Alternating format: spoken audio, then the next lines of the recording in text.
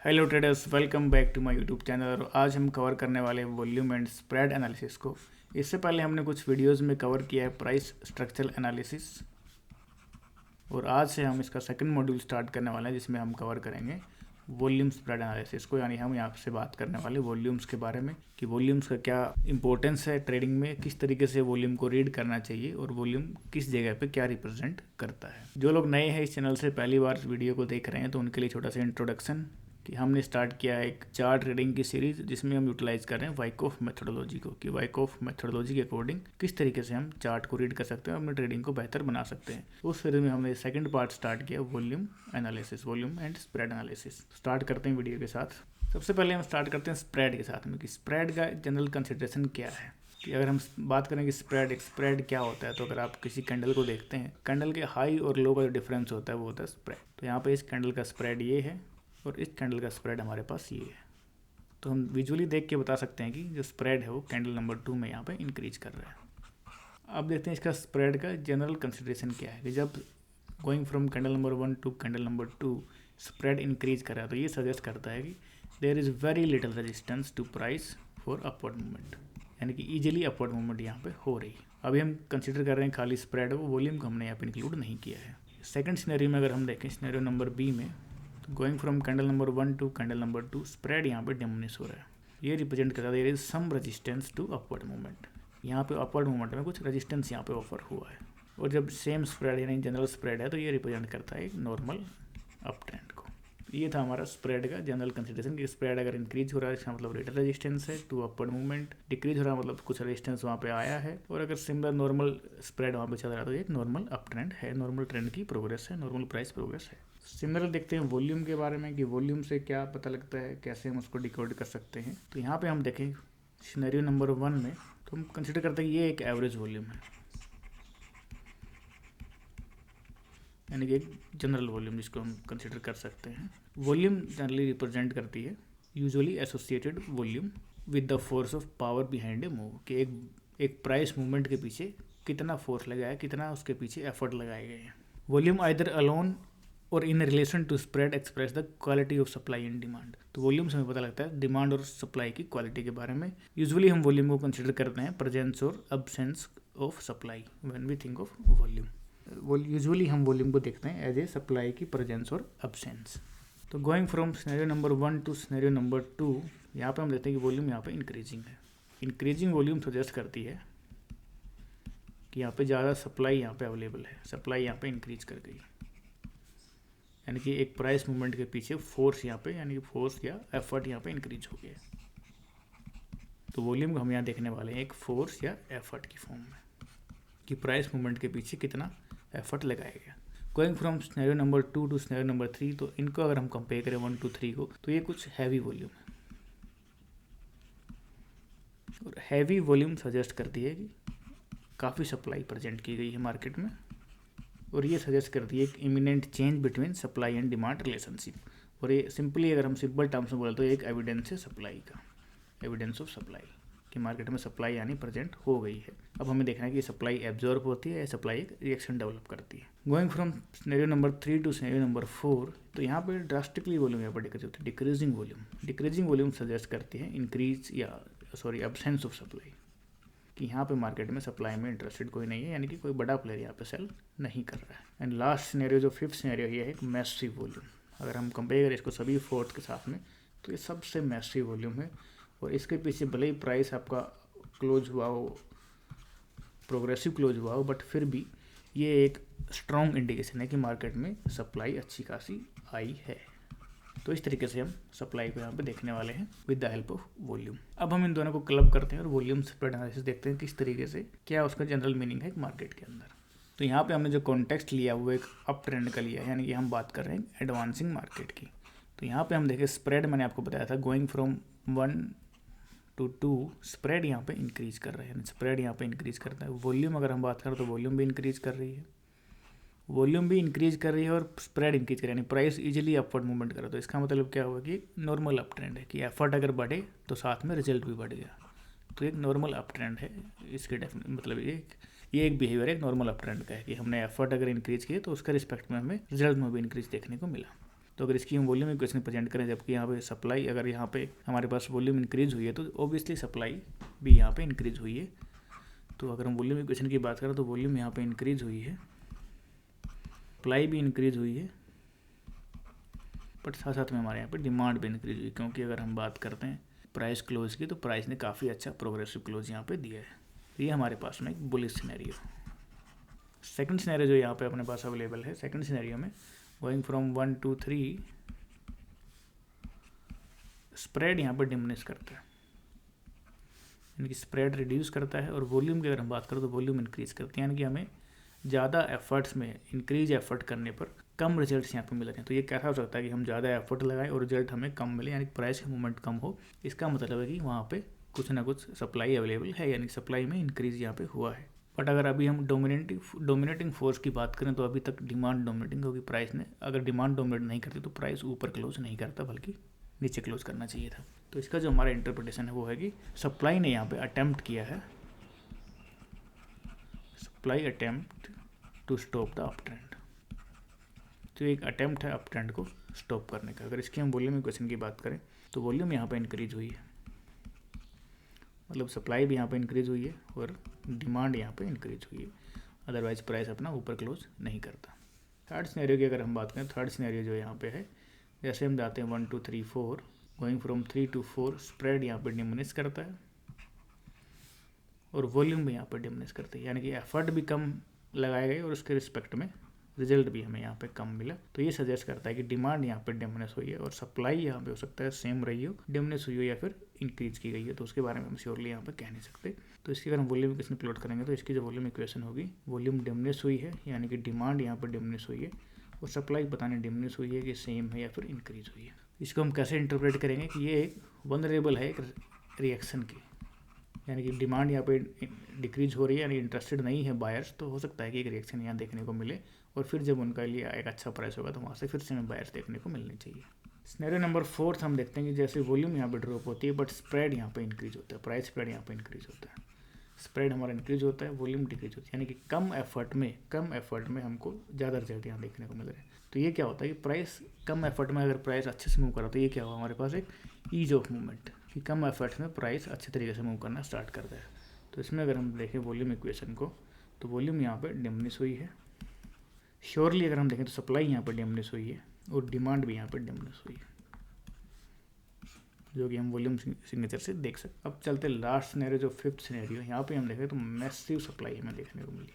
तो massive volume अगर हमें देखने को मिलती है इसका मतलब सप्लाई वहाँ पे जरूर मार्केट में अवेलेबल हुई है। और स्प्रेड अगर हम बात करें तो स्प्रेड यहाँ पे इंक्रीज हुआ है, बट अगर कंपेयर करें इसके साथ में तो वॉल्यूम हमारी लगभग 3 to 3.5x इंक्रीज हुई है, बट स्प्रेड हमारा उस प्रपोर्शन में इंक्रीज नहीं हुआ है। तो ये एक बेयरिश सिनेरियो है। किसी अनट्रेंड आई के लिए एक बहुत ही बुलिश सिनेरियो होता है कि बहुत बड़ी वॉल्यूम के साथ ब्रेकआउट हुआ है, बट एज ए बाइकोफिन हमारे लिए एक बेयरिश सिनेरियो है, यानी कि स्प्रेड यहाँ पे इंक्रीज हुआ है, वॉल्यूम यहाँ पे ड्रास्टिकली इंक्रीज हुई है। तो इसका जो इंटरप्रिटेशन है कि मैसिव सप्लाई है, यहाँ पे massive supply stops the up trend, यानी कि बहुत ज़्यादा एफर्ट लगाने पे हमें थोड़ा सा रिजल्ट में इंक्रीज देखने को मिला। वॉल्यूम इक्वेशन होगी, वॉल्यूम बहुत ज़्यादा बड़ी है, डिमांड भी यहाँ पे इंक्रीज करी है क्योंकि प्राइस ऊपर क्लोज किया है, तो सप्लाई भी यहाँ पे इंक्रीज करी है। तो इसका आप स्क्रीनशॉट ले सकते हैं, आपको काफ़ी यूज़फुल होने वाली है मार्केट में। जब हम इसका बार टू बार एनालिसिस करेंगे तो इन्हीं सब कॉन्सेप्ट्स को हम यूटिलाइज करने वाले हैं। ये हमारे पास था एडवांसिंग मार्केट का सिनेरियो। अब हम देखते हैं डिक्लाइनिंग मार्केट में किस तरीके का सिनेरियो होता है। हाँ, इसमें अगर हम कंपेयर करें तो बेरिश सिनेरियो को, जो हमारे पास ये था एक बुलिश सिनेरियो, सेकंड देखते हैं कि वो एफर्ट इंक्रीज होते हैं बट रिजल्ट डिक्रीज होते हैं, तो ये एक हमारे पास बेरिश सिनेरियो है। सिमिलरली ये हमारे पास एक बेरिश सिनेरियो है, reducing effort reducing results. And fourth हम देखते हैं कि कम एफर्ट में ज़्यादा रिजल्ट मिलते थे, हमारे पास एक बुलिश सिनेरियो है। और ये हमारे पास एक बेरिश सिनेरियो, इसको हम बहुत इजीली आइडेंटिफाई कर सकते हैं। और हम बात करें अगर नंबर 2 और नंबर 3 में से कौन ज़्यादा बेरिश है, तो हम इसको ज़्यादा बेच कंसिडर करेंगे, क्योंकि ज़्यादा एफर्ट लगाने के बाद भी रिजल्ट नहीं मिल रहे हैं। इसका मतलब यहाँ पे श्योरली सप्लाई प्रेजेंट की गई है और यहाँ पे सप्लाई जो डिमिनिश हुई है और यहाँ पे सप्लाई इंक्रीज हुई है। तो ये हमारे पास ज़्यादा बेरिश सिनेरियो है। इसका आप स्क्रीनशॉट ले सकते हैं और यूटिलाइज करेंगे हम आने वाले एक्सरसाइज में, जिसमें हम देखेंगे बार टू बार कैसे एक चार्ट को रीड कर सकते हैं। नेक्स्ट हमारे पास है कि डाउन डिक्लाइनिंग मार्केट में, और हमारे पास यहाँ पे जो कंटेक्स्ट होगा डाउन ट्रेंड का। तो इसमें हम कैसे वॉल्यूम स्प्रेड एनालिसिस, कैसे हम इसको रीड करते हैं, क्या बेसिक्स हैं उसके। जो फर्स्ट सिनेरियो हमारे पास है गोइंग फ्रॉम 1 to 3, स्प्रेड यहाँ पे इंक्रीज करता है, वॉल्यूम भी इंक्रीज करती है, तो यानी कि नॉर्मल डाउन ट्रेंड है। यानी कि हमारे एफर्ट्स भी बढ़े और उन्हीं के प्रपोर्शन में हमारे पास यहाँ पर रिजल्ट्स में इंक्रीज देखने को मिला। वॉल्यूम इक्वेशन अगर देखेंगे हम तो वॉल्यूम इंक्रीज करती है, डिमांड यहाँ पर इंक्रीज करती है, सप्लाई यहाँ पर इंक्रीज करती है क्योंकि यहाँ पे सेलिंग हुई है, मार्केट ने डाउन क्लोज किया है, डिक्लाइनिंग मार्केट का हम यहाँ पे कॉन्सेप्ट ले रहे हैं, और डिमांड यहाँ पे डिमिनिश की।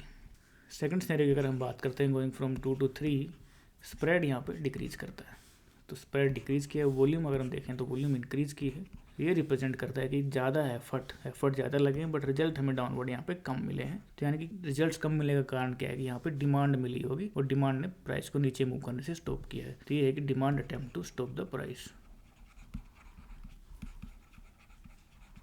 To stop the down trend. Volume की अगर हम बात करें तो वॉल्यूम यहाँ पे इंक्रीज की है, सप्लाई भी इंक्रीज करी है बट डिमांड भी यहाँ पे थोड़ी बहुत इंक्रीज की है। बट अगर डोमिनेटिंग फोर्स की अगर हम बात करें, dominating still supply is dominating क्योंकि प्राइस ने डाउनवर्ड क्लोज यहाँ पे दिया है, हमें प्रोग्रेसिव क्लोज देखने को मिला है। सिनेरियो नंबर 3 में अगर हम बात करें तो going from 3 to 4, volume diminish करती है, वॉल्यूम यहाँ पे हमें रिड्यूस होती है, स्प्रेड भी यहाँ पे डिमिनिश करता है, यानी कि एफर्ट रिड्यूस हुए और हमारे पास रिजल्ट भी यहाँ पे रिड्यूस हो गया। तो ये एक वल्नरेबल है रैली के, यहाँ से हमें रैली का अटेम्प्ट देखने को मिल सकता है कि इन लेवल्स पे अब सप्लाई यहाँ अवेलेबल नहीं है, इन लेवल्स पे बड़े प्लेयर सेल करने को रेडी नहीं हो, तो हो सकता है यहाँ से हमें एक रैली देखने को मिले और फिर वहाँ पे अच्छे प्राइस से फिर से हमें सेलिंग देखने को मिल जाए। इसकी जो वॉल्यूम इक्वेशन है, वॉल्यूम यहाँ पर रिड्यूस हुई है यानी कि सप्लाई यहाँ पर रिड्यूस हुई है। डिमांड के बारे में हम ज़्यादा कहना चाहते हैं रिड्यूस हुई है या बराबर है या फिर इंक्रीज हुई है। अब हम बात करें नंबर 4 सिनेरियो की, तो यहाँ पे लेस वॉल्यूम में हमें ज़्यादा एफर्ट्स देखने को मिले, यानी कि वॉल्यूम डिक्रीज हुई है और एफर्ट रिजल्ट्स यहाँ पे इंक्रीज हुए हैं, एफर्ट यहाँ पर रिड्यूस हुए हैं, रिजल्ट्स यहाँ पे इंक्रीज हुए हैं। तो ये हमारे पास फिर से एक सिनेरियो है ईज ऑफ मूवमेंट का कि इजीली प्राइस डाउनवर्ड मूव यहाँ पे कर रहा है। तो वॉल्यूम यहाँ पर डिमिनिश हुई है, सप्लाई भी डिमिनिश हुई है और डिमांड भी यहाँ पर डिमिनिश हुई है। Scenario number 5, massive volume increase in spread but not in the proportion of the increase in volume. तो ये सजेस्ट करता है हमारे पास एक bullish scenario, spread slightly increase किया है, वॉल्यूम मैसिवली इंक्रीज करी है। ये है कि attempt massive demand attempt to stop the price. और वॉल्यूम की अगर हम बात करें तो वॉल्यूम यहाँ पे इंक्रीज करी ड्रास्टिकली, यानी कि सप्लाई भी इंक्रीज करी है तभी प्राइस नीचे क्लोज किया है, प्लस डिमांड भी यहाँ पे इंक्रीज की है। डिमांड जो रेजिस्टेंस दिया तो स्प्रेड यहाँ पे उस रेशियो में इंक्रीज नहीं हुआ है, तो एफर्ट यहाँ पे रिड्यूस हुए, एफर्ट इंक्रीज हुए हैं और रिजल्ट थोड़े से इंक्रीज हुए हैं। तो ये हमारे पास एक बुलिश सिनेरियो है। इससे अगर हम बात करते हैं हमारे पास सेम अप ट्रेंड का बीरिश सिनेरियो, यहाँ पे हमें ज़्यादा एफर्ट में कम रिजल्ट मिले, तो ये हमारे पास एक बुलिश सिनेरियो है और ये हमारे पास एक बुलिश सिनेरियो है। ये एक बीरिश सिनेरियो, कम एफर्ट में ज़्यादा रिजल्ट हमें मिले, तो ये एक बीरिश सिनेरियो है। तो इन दोनों की अगर हम बात करें इनमें से कौन सा ज़्यादा बुलिश है, तो यहाँ पे ज़्यादा एफर्ट्स में कम रिजल्ट मिले, यानी कि यहाँ पर डिमांड इंक्रीज हुई है, बल्कि यहाँ पे डिमांड है कुछ पता नहीं इंक्रीज हुई नहीं हुई, तो ये जो हमारे पास है ये एरिया ज़्यादा बुलिश है। तो इसका भी आप स्क्रीनशॉट ले सकते हैं। नेक्स्ट हमारे पास टॉपिक है 3 वाइकोफ लॉस कि कौन कौन से 3 Wyckoff laws. First law of supply and demand, simple कि अगर सप्लाई इंक्रीज करती है तो प्राइस में फॉल होता है और डिमांड इंक्रीज करती है तो प्राइस में राइज होता है। सेकंड लॉ हमारे पास है law of effort versus result and third है law of cause versus effect की इफेक्ट को डेवलप होने के लिए जरूरी है कि उसके पीछे कोई कोज हमें होना चाहिए। तो इनमें से सबसे फेवरेट और सबसे जो इंपॉर्टेंट लॉ है वो law of effort versus result, और ये काफ़ी इजी मान सकता है आपकी ट्रेडिंग को। कैसे, हम यहाँ पे देखने वाले हैं एफर्ट और रिजल्ट्स के बीच में डाइवर्जेंस और डिसहार्मनीज की, कहाँ पे एफर्ट रिजल्ट के बीच में हमें डाइवर्जेंस देखने को मिलता है और वहाँ पे हम अपनी ट्रेड को प्लान करने वाले हैं। तो देखते हैं इस चार्ट के अंदर कैसे ये तीनों लॉस अप्लीकेबल हैं यहाँ। तो going from this low to this low, अगर हम बात करें वॉल्यूम की तो वॉल्यूम यहाँ पे देखेंगे यहाँ पे कुछ सिमिलर वॉल्यूम थी, बट यहाँ जाते जाते ड्रास्टिकली वॉल्यूम यहाँ पे रिड्यूस कर जाती है। वॉल्यूम रिड्यूस मतलब सप्लाई यहाँ पे रिड्यूस हो रही है, तो सप्लाई का रिडक्शन क्या रिप्रेजेंट करता है कि यहाँ पे सेलिंग में इंटरेस्टेड नहीं है बिग प्लेयर्स, और अगर वो सेलिंग में इंटरेस्टेड नहीं है तो हम एक्सपेक्ट कर सकते हैं कि रैली जो हमें ये रैली देखने को मिली थी बहुत ही अच्छी rally. The law of effort versus result, इसको हम यहाँ कहाँ देख सकते हैं, अगर हम इस रैली को देखें, इस रैली के अंदर रिएक्शन डेवलप होती हैं, इस रिएक्शन को अगर आप ऑब्जर्व करेंगे तो यहाँ पे वॉल्यूम इंक्रीज करती है ड्रास्टिकली। अगर हम देखें चार्ट पे कहीं ना कहीं प्रीवियस में one of the highest volume थी, one of the third highest volume, but still जो रिएक्शन डेवलप होती है, जो एफर्ट मिलते हैं वो बहुत ही माइन्यूट, बहुत ही माइनर से एफर्ट मिलते हैं कंपेयर टू दीज रिएक्शन। यहाँ पे अगर हम कंपेयर करें इसको तो यहाँ पर हमें काफ़ी अच्छे एफर्ट मिले थे विद लेस एफर्ट्स। तो इनके मुकाबले यहाँ पे एफर्ट इंक्रीज करता है बट रिजल्ट यहाँ पर डिमिनिश करते हैं। तो ये हमारे पास सबसे अच्छा है कि यहाँ से एंट्री पॉइंट कि यहाँ से प्राइस इंक्रीज कर सकता है, यानी कि ये जो सप्लाई है इसको किसी ने एब्जॉर्ब किया है। And third is the law of cause and effect. तो ये हमारे पास जो रेंज है, ट्रेडिंग रेंज है, यहाँ से लेकर के यहाँ तक ये एक कोज बिल्ड हुआ और इसके रिस्पेक्ट में हमें ये इफेक्ट देखने को मिला है। और प्राइस अगर हम यहाँ पर देखेंगे तो from the level of 9 rupees travel किया है और ऑलमोस्ट अप टू 55-56।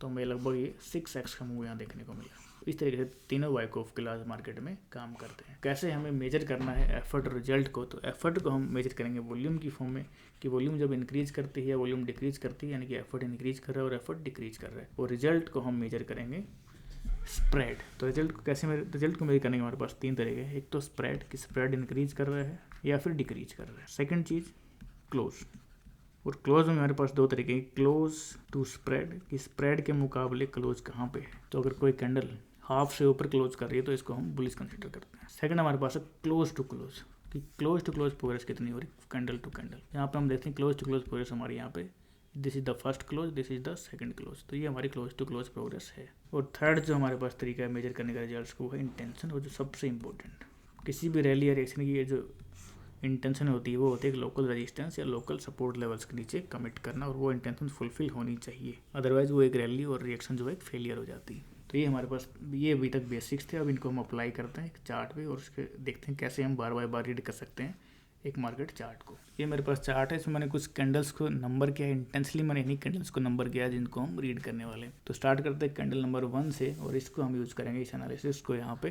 तो देखते हैं कैंडल नंबर 1 में अगर हम बात करें तो वॉल्यूम सबसे पहले देखते हैं। तो वॉल्यूम ड्रास्टिकली यहाँ इंक्रीज हो, यानी कि एफर्ट जो है बहुत ज़्यादा इंक्रीज हुए हैं। और रिजल्ट से अगर हम बात करें तो स्प्रेड देखें, spread with respect to this candle spread यहाँ पर डिमिनिश हुआ है, वॉल्यूम इंक्रीज हुआ है, यानी कि डिमांड यहाँ पे इंक्रीज हुई होगी, बट सप्लाई भी यहाँ पे जरूर इंक्रीज हुई है। डोमिनेटिंग कौन? डोमिनेटिंग स्टिल डिमांड, क्योंकि प्राइस ने ऊपर क्लोज किया। अब रिजल्ट्स की अगर हम बात करें तो स्प्रेड यहाँ पे देखेंगे स्प्रेड डिमिनिश हुआ है, close to spread is bullish.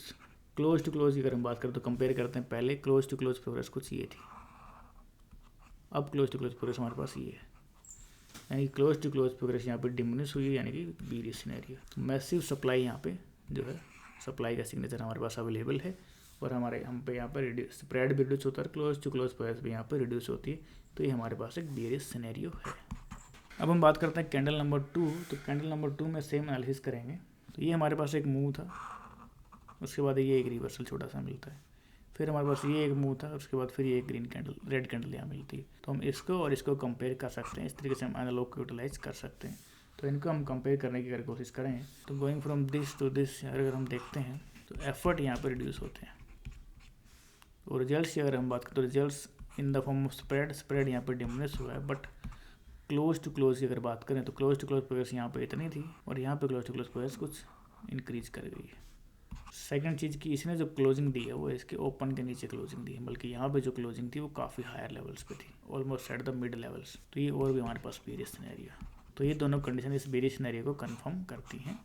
जैसे जैसे ये रैली, जैसे जैसे रिएक्शन ट्रैवल करती है तो हम एक एक कैंडल को यहाँ पर रीड करते हुए चलेंगे। जाते हैं कैंडल नंबर 3 पे, और 3 को हम देखते हैं कि यहाँ से हम कंपेयर करते हुए आते हैं तो 3 में जाते जैसे ही हम जाते हैं तो यहाँ पे एफर्ट रिड्यूस कर जाता है, बट रिजल्ट हम देखें तो ये सबसे लार्जेस्ट स्प्रेड है, और इन लेवल्स के जो सपोर्ट लेवल्स हैं इनके नीचे कमिटमेंट हमें देखने को मिलती है, यानी इंटेंशन भी सेटिस्फाइड है।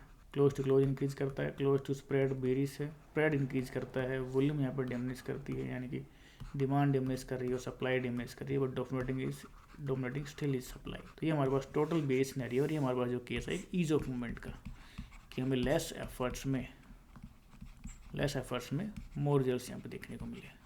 तो ये हमारे पास एक ईज ऑफ मूवमेंट, यानी स्टिल अभी तक हमारे पास कोई बुलिश सिनेरियो हमें देखने को नहीं मिला है। अब आते हैं कैंडल नंबर 4 पे। तो 3 से 4 में स्टिल यहाँ पे सप्लाई रिड्यूस हो रही है और स्टिल रिजल्ट इंक्रीज होता जा रहा है। तो ये हमारे पास फिर से एक ईज ऑफ मूवमेंट कैंडल है। 4 से 5 में जब बात आती है यहाँ पे कुछ चेंजेस हुए हैं। यहाँ पे हम देखेंगे 4 to 5 एफर्ट इंक्रीज हुए हैं to push the price down, but result अगर हम देखें तो क्लोज टू क्लोज प्रोग्रेस यहाँ पे कुछ इस तरीके क्लोज टू क्लोज प्रोग्रेस थी, और यहाँ पे ये प्रोग्रेस, तो क्लोज टू क्लोज प्रोग्रेस यहाँ पे डिमिनिश हुई है, स्प्रेड यहाँ पर डिमिनिश हुआ है, close to spread is still bearish, spread यहाँ पर डिमिनिश हुआ है, वॉल्यूम एफर्ट इंक्रीज किए हैं, डिमांड स्लाइटली इंक्रीज किए, बट सप्लाई यहाँ पे इंक्रीज किया, dominating still is supply. But एक और इम्पोर्टेंट चीज़ की इस लो के नीचे कमिटमेंट इसने यहाँ पे करी है, स्टिल हमारे पास एक बीरिश सिनेरियो है। गोइंग फ्रॉम 5 to 6 और 7 हम डायरेक्टली यहाँ पर देख सकते हैं कि एफर्ट रिड्यूस होता है। 5 to 6 में एफर्ट यहाँ पर रिड्यूस होता है और रिजल्ट भी यहाँ पर रिड्यूस हो जाते हैं। तो हमारे पास ये एक पहली सिचुएशन आती है कि यहाँ से एक रैली का अटैम्प्ट देखने को मिल सकता है, जो हमारे पास है सिनेरियो नंबर 3। 6 to 7 जब हम ट्रैवल करते हैं तो 6 to 7 में स्लाइटली एफर्ट इंक्रीज करता है, बट रिजल्ट जो है वो कंपेयर टू दिस रिजल्ट यहाँ पे लेस है, क्योंकि यहाँ पे हम देखेंगे कि क्लोज टू क्लोज प्रोग्रेस है वो नील है। सेकंड चीज़, स्प्रेड ऑलमोस्ट सिमिलर है, और क्लोज टू स्प्रेड जो है वो मिड में है, जो एक बुलिश सिनेरियो। तो यहाँ से हमें इन 2 कैंडल से बुलिश सिनेरियो मिलता है कि यहाँ पे एक रैली का अटैम्प्ट हो सकता है, और ये हमारे पास वो रैली का अटैम्प्ट देखने को मिलता है। सिमिलरली इस रैली को हम रीड करते हैं जाते हैं कैंडल नंबर 8 पे। तो 8 को अगर हम देखें कंपेयर टू दिस कैंडल, तो यहाँ पे जो है एफर्ट रिड्यूस होता है, स्प्रेड स्लाइटली इंक्रीज करता है, क्लोज टू क्लोज थोड़ा सा, बट मिड के ऊपर स्टिल हम इसको बुलिश कंसीडर करेंगे। तो ये हमारे पास एक बुलिश सिनेरियो, कहीं ना कहीं हल्का सा ईज ऑफ मूवमेंट नहीं बोलेंगे, क्योंकि ईज ऑफ मूवमेंट अगर होता तो हमें इन कमिटमेंट लेवल्स के ऊपर में कमिटमेंट देखने को मिलना चाहिए था, तो जो कि यहाँ पे नहीं मिला। Going from 8 to 9 effort increase करता है, अच्छा खासा 20-30% से एफर्ट इंक्रीज करता है, बट स्प्रेड ऑलमोस्ट सिमिलर है। क्लोज टू क्लोज प्रोग्रेस यहाँ पे डिमिनिश करती है, close to spread is bullish, spread reduce करता है। इंटेंशन, क्या ये एक इंपॉर्टेंट लेवल के ऊपर कमिट कर पाते? तो यहाँ पे इंपॉर्टेंट लेवल क्या है, लास्ट जो हमारे पास रैली दिखी थी उसका सिग्निफिकेंट बार को यहाँ पे हमें देखते हैं कि यहाँ पे जो एक सिग्निफिकेंट बार है जिसने एक लेटेस्ट लोअर लो कमिट किया था, लास्ट लोअर लो कमिट किया था, उसके ऊपर ये क्लोज नहीं कर पाती, तो यानी कि इंटेंशन को सेटिस्फाई यहाँ पे नहीं कर पाता है। तो ये हमारे पास एक बेरिश सिनेरियो। सिमिलरली अगर कैंडल नंबर 10 पे जाते हैं, एक और चीज़ नोटिस कर सकते हैं कि ये हमारे पास एक स्पॉट है कि जहाँ पे सप्लाई हमें मिलनी चाहिए, क्योंकि यहाँ पे हमें सप्लाई का अटेम्प्ट पहले भी देखने को मिला कि ईज ऑफ मूवमेंट हमें यहाँ देखने को मिला। तो यहाँ पे अगर कंपेयर करें हम कैंडल नंबर 4 और कैंडल नंबर 10 के सप्लाई लेवल्स को, कैंडल नंबर 10 पे जैसे ही हम जाते हैं तो यहाँ पे सप्लाई इंक्रीज कर जाती है, यानी सप्लाई स्टिल यहाँ पे अवेलेबल है। तो इंक्रीज सप्लाई सजेस्ट करती है कि हमें कहीं ना कहीं एक लोअर लो देखने को मिल सकता है इन लेवल्स के नीचे से। बट ये जो सप्लाई है एक दिन के एरिया यहाँ पे रिड्यूस करती है, और इसके बाद जो नेक्स्ट रिएक्शन डेवलप होती है वो काफ़ी लेबोरियस रिएक्शन डेवलप होती है। स्टिल हम रीड करते हैं बार नंबर 10 को, तो बार नंबर 10 में अगर हम कंपेयर करें इसको बार नंबर 4 से, तो यहाँ पे एफर्ट इंक्रीज करता है, रिजल्ट स्लाइटली डिमिनिश करते हैं, बट अगर इसको देखें तो कैंडल नंबर 9 के कहीं ना कहीं ओपन के आसपास से क्लोज करता है। Close to spread is bearish, close to close is bearish. तो पीछे रैली में कोई इंटेंशन सेटिस्फाई नहीं होती, तो ये सजेस्ट करता है बेरिश सिनेरियो को कंफर्म यहाँ पे किया जाता है। तो ये हमारे पास एक बेरिश सिनेरियो अवेलेबल है यहाँ पे, और यहाँ से हमें एक रिएक्शन देखने को मिल सकती है। बट एक कैंडल के सडनली इस एक कैंडल के बाद ही वॉल्यूम ड्रास्टिकली रिड्यूस हो जाती है, जो रिप्रेजेंट करते हैं कि बहुत ज़्यादा सप्लाई अवेलेबल अब नहीं है मार्केट में, और हमें उसी का एक रीज़न है कि हमारे पास एक लेबोरियस मूव देखने को मिलता है। तो ऐसे हम इसको बार बार रीड कर सकते हैं। सेकंड तरीका जो है स्विंग बाय स्विंग रीड करने का, तो स्विंग हमारे पास यहाँ पे अवेलेबल है। ये है स्विंग नंबर 1, ये हमारा स्विंग नंबर 2, ये है swing number 3, swing number 4, swing number 5, swing number 6, 7, 8 and 9। तो स्विंग बाय स्विंग का एक एग्जांपल मैं यहाँ पे शो करूँ, बाद में डिटेल में हम इस पूरे चार्ट को रीड करेंगे यहाँ तक। तो अभी मैं सिर्फ एक एग्जांपल शो करता हूँ, इस स्विंग को देखते हैं और इस स्विंग को देखते हैं। अभी हमने एफर्ट और रिजल्ट के लोग अप्लाई किए सिर्फ बार बाय बार, तो बार बाय बार से ज़्यादा बेटर होता है अगर हम इसको स्विंग बाय स्विंग भी अगर अप्लाई करके देखें। तो इस स्विंग में ये डाउन डिस्टेंस ट्रेवल किया, इसने ये डाउन डिस्टेंस ट्रेवल किया। यहाँ पे हम देखें तो एफर्ट जो था कुछ इस तरीके का था, और यहाँ पे जो एफर्ट है वो यहाँ है। तो वॉल्यूम सिग्नल से साफ साफ देख सकते हैं कि यहाँ पे एफर्ट मल्टीफोल्ड इंक्रीज हुआ है। बट रिजल्ट की अगर हम बात करें तो क्या इसने, ये जो स्विंग था इसने एक लोअर लो कमिट किया था, बट क्या इस स्विंग ने एक लोअर लो कमिट किया? इतने इंक्रीज एफर्ट होने के बाद भी स्टिल हमें यहाँ पे एक हायर लो मिलता है। तो ये सजेस्ट करता है कि इस सप्लाई को एब्जॉर्ब किया गया, absorption of supply on the way down, increase effort and diminish result. तो ये हमारे पास एक डाइवर्जेंस है एफर्ट और रिजल्ट्स का, और ये हमारे पास एक टाइमिंग टूल है कि कहाँ से हमें प्राइस जो है इस ट्रेडिंग रेंज से बाहर निकल सकता है, और हमारा एक फेज सी यहाँ पे हमें देखने को मिल सकता है। तो इस तरीके से हम फेज सी को आइडेंटिफाई कर सकते हैं और टाइमिंग कर सकते हैं कि कब मार्केट ट्रेडिंग रेंज से बाहर निकल सकता है, कब प्राइस ट्रेडिंग रेंज से बाहर निकल सकता है। आज की वीडियो को एंड करते हैं यहीं पे, नेक्स्ट वीडियो हम इसको कंटिन्यू करेंगे 10 से लेकर के, और हम कोशिश करेंगे इसको हम यहाँ तक फिनिश करें एटलीस्ट। तो ये था बार बाय बार और स्विंग बाय स्विंग एनालिसिस का एक बहुत छोटा सा डेमो। इस वीडियो में सिर्फ हमने बेसिक्स को यहाँ पे कवर किया है और कुछ कैंडल्स को यहाँ पे रीड किया है। आगे वाली वीडियो में हम इन कैंडल्स को और डीपली रीड करेंगे, और इन स्विंग बाय स्विंग इनको हम एक एक स्विंग को यहाँ पे रीड करने की कोशिश करेंगे। तो मिलते हैं नेक्स्ट वीडियो में, तब तक आपको अगर वीडियो पसंद आई है तो वीडियो को लाइक करें, अपने दोस्तों के साथ शेयर करें और चैनल को सब्सक्राइब करना बिल्कुल ना भूलें। धन्यवाद, मिलते हैं नेक्स्ट वीडियो में।